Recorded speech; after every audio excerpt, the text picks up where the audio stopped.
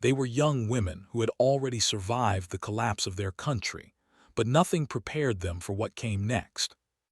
On a cold morning in 1945, as the war's ashes settled over Germany, they stepped into a factory yard, barefoot, shivering, and unsure if they would ever see their families again. War usually remembers the men with rifles.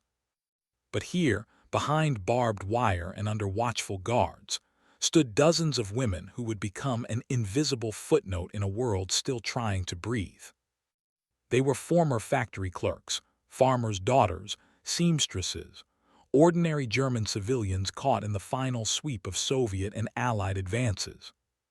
When their town fell, they were rounded up as prisoners and sent to repair captured weapons, rifles, machine guns, anything the victors wanted restored.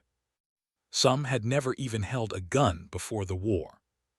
Most clung to small memories, a locket from home, a prayer whispered quietly, the hope that someone still waited for them. In the repurposed workshop, the rules were simple: work fast, work silently, and work barefoot. Their boots had been taken to prevent escape.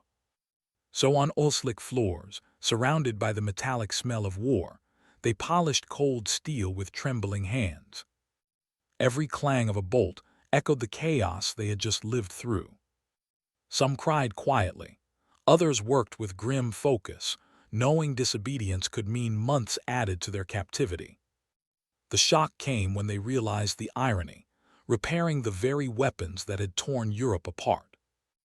As 1945 turned to 1946, many of these women were slowly released, one transport at a time. They returned to towns reduced to rubble and families forever changed. Most never spoke of those months in captivity, history rarely asked.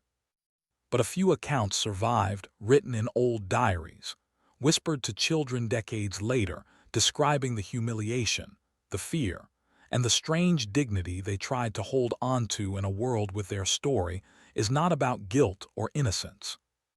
It is a reminder that war leaves no one untouched, not even those who never carried a weapon, only polished them barefoot out mercy.